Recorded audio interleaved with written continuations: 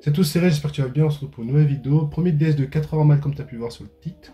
Il est déjà sur le Discord, j'ai créé une sorte de catégorie à tous mes DS, ça va être plus simple pour tous les répertorier, hein, pour que voilà, sur le Discord on puisse mieux naviguer. Hein. On est même bientôt 1000 sur Discord, ça fait vraiment plaisir. Discord est en description, n'hésite pas à le rejoindre, il y a vraiment des mecs fous. Hein. Genre, il y a des personnes qui ont fait Polytechnique, Louis le Grand et Henri IV en 3 ans. Non, en vrai c'est faux, c'était. Je sais pas, peut-être c'est vrai ou pas. Hein. Pourquoi pas. N'hésite pas à mettre un like, à t'abonner pour augmenter la communauté. En vrai, je sais que c'est une chaîne un peu de classe prépa et surtout MPSI, hein, parce que comme je vois sur le Discord avec les stats un peu, genre c'est... Ah, on est 900, il y a presque allez, la moitié, plus de la moitié qui est en MPSI juste.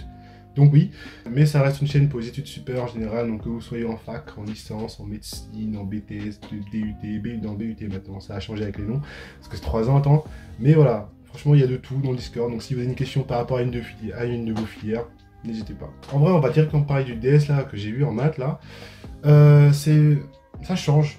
C'est bizarre parce que, bon, 4 heures, donc du coup, c'est vraiment le format type concours, quoi. À part ceux qui font maths D et XENS, 5 heures les maths là, bon, hein. Les extraterrestres là-bas. Mais ici, là, les gens normaux, 4 heures pour une épreuve de maths, tu vois, donc concours CCP, E3A, Centrale, Nippon, tout ça. Bah, on voit le sujet il était quand même un peu plus différent que des autres, hein, des 3 précédents DS. C'est-à-dire que là, bien sûr, le programme du DS, quand c'était sur les suites et les équations fonctionnelles, donc bon, juste des propriétés avec des fonctions et tu dois déterminer les fonctions qui répondent à ces propriétés.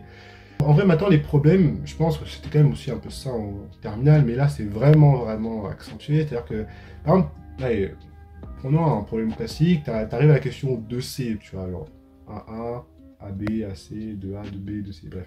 Donc tu arrives à la question 2C, tu vois, et que tu dois, pour répondre à cette question, tu as besoin du coup de ton résultat que tu as fourni à la question 1B, tu vois. Après, c'est pas forcément le fait que tu n'aies pas répondu à la question 1B qui va t'empêcher de répondre à la question, tu vois, mais c'est vraiment juste, soit tu admets le résultat en 1B parce que tu n'as pas pu la faire et tu dis, bon bah j'admets ce résultat et ensuite du coup tu l'utilises pour répondre à ton question. Donc maintenant, les contrôles en maths ressemblent beaucoup plus à ça, c'est-à-dire que c'est fini le mode t'es un robot, tu réponds aux questions en mode, à la chaîne, quoi. Maintenant, il faut vraiment réfléchir et quelle propriété utiliser, quelle question, des fois même combiner deux questions pour répondre à la troisième, tu vois. Ça commence vraiment à être ça, les problèmes en maths.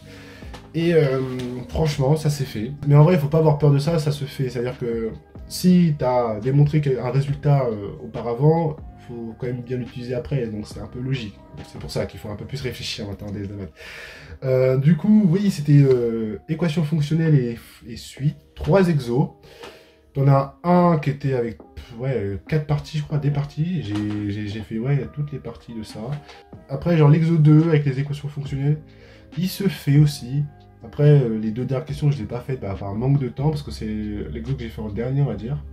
J'ai commencé par l'exo 1, c'était pas un problème lui par contre, c'était juste un exercice. Voilà, et ça allait aussi. En vrai, c'est que. En vrai, dans le DS en question, j'ai fait pas mal de questions, ça allait dans sa globalité. Après, est-ce que mes réponses sont bonnes? Ça, on sait pas. On verra bien ça du coup à la rentrée. Je pense pas qu'il aura corrigé. Oh, si, du coup.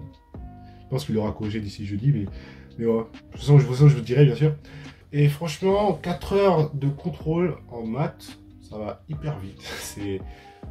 T'as pas l'impression que tu es passé 4 heures. Enfin, la différence entre les 4 heures et les 3 heures d'habitude, ça c'est pas trop ressenti en tout cas pour ma part. Après, peut-être pour les autres, je sais pas du tout.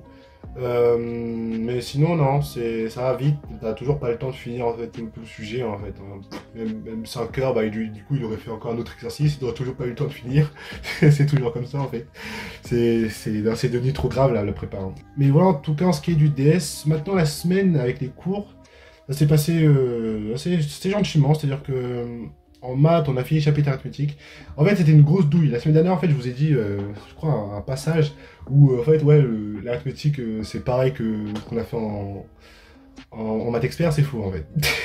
En fait, là, il y a eu deux parties du cours. La partie commun, avec ce qu'on a fait en maths expert, en terminale, et l'autre partie, qu'il nous a donné après, en fait. Et là, ouais, bizarre. C'était très bizarre. D'ailleurs, faudrait que je revoie ça, parce que, bah... En vrai, la semaine, c'est que j'ai passé plus de temps à bosser mon DS plutôt qu'à relire mes cours bah, la journée, donc ça fait. Quand bah, j'ai raté une notion concrète. En fait, j'ai raté une notion, que après, bah, à la suite du cours, bah, je comprenais rien, en fait. C'était quoi? C'était valuation périodique. Je sais même pas ce que c'est. Ça commence à me lâcher des, ouais, le PGCD, c'est le maximum des évaluations périodiques de VPA, VPB. Je fais, ouais, ouais, cool, cool. Donc, je sais même pas, je sais pas du tout.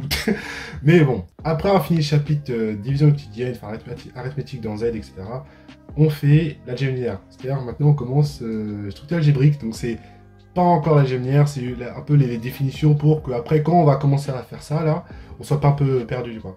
Et on commence à définir tout ce qui est groupe, anneau, corps, la composition interne, éléments neutres dans un espace, tu vois.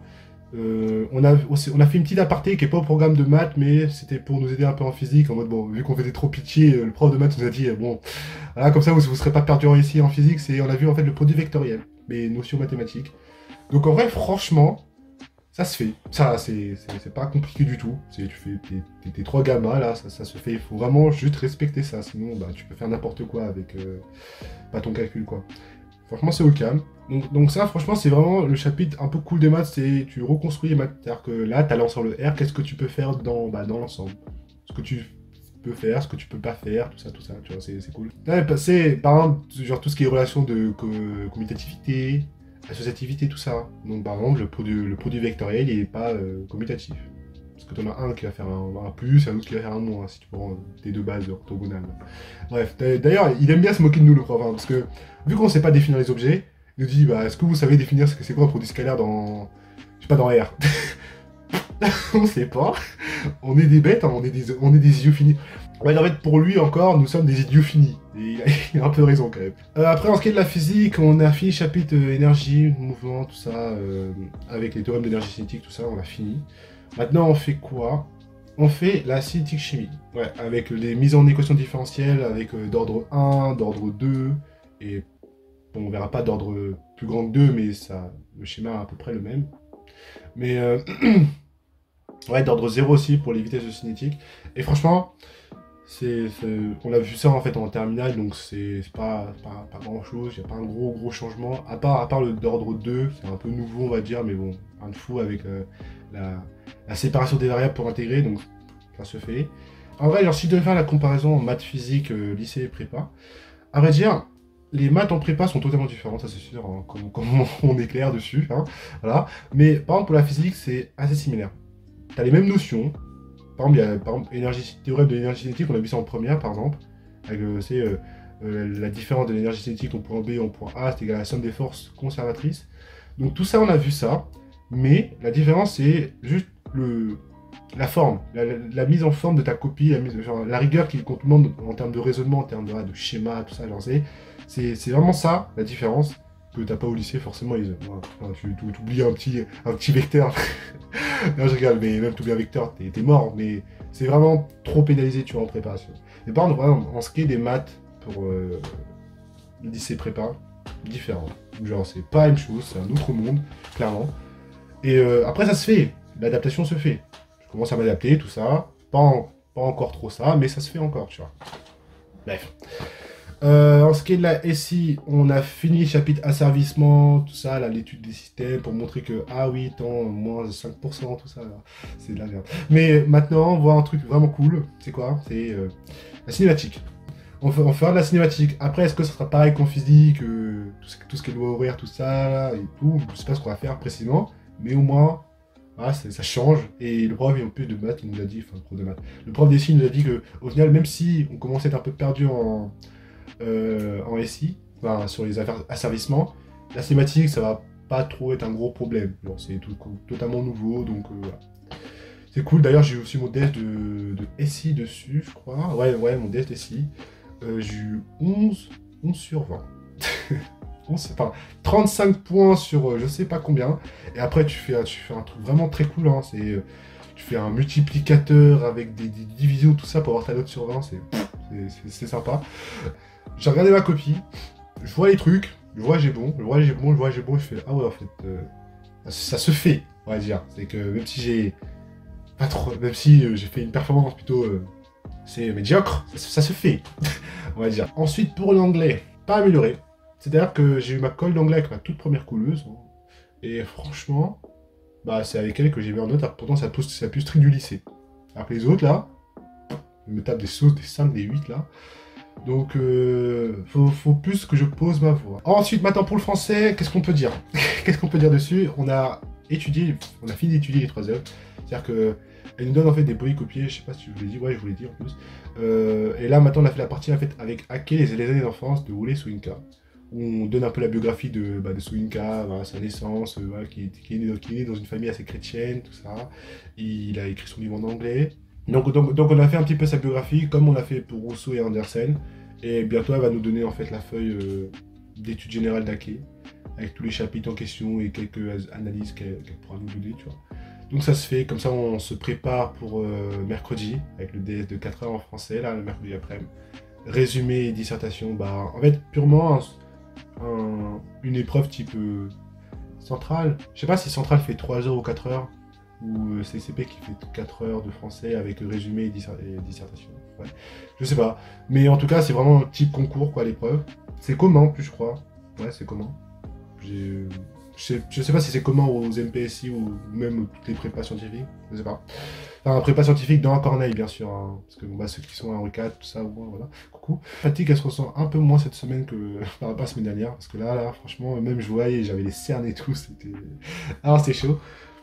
Donc voilà, il reste. Allez, franchement, j'ai envie que les vacances commencent maintenant, comme ça c'est fait. Voilà pour cette semaine. J'espère que toi, c'est bien passé cette semaine. On arrive du coup à la fin de cette vidéo. J'espère qu'elle t'aura plu. N'hésite pas à mettre un like et à t'abonner, bien sûr. Et à mettre en commentaire ce qui s'est passé dans ta semaine et tes DS. Franchement, en vrai, ça fait plaisir de vous le dire en commentaire. Même des fois de faire des. De voir en fait comment ça se passe, vous de votre côté, en fait, la prépa, tu vois, parce qu'il y a mon côté, moi, que je vous partage, mais moi je connais pas vous, votre côté. Donc c'est intéressant aussi de le savoir. Et moi je vous dis du coup à la semaine prochaine, je vais revoir mes cours de maths sur division euclidienne, faire mes DM, tout ça, parce que j'ai pas le temps la semaine prochaine avec mon truc de français. Puis voilà, moi je vous dis à la semaine prochaine pour mon bilan de ma deuxième période de prépa. Allez, peace.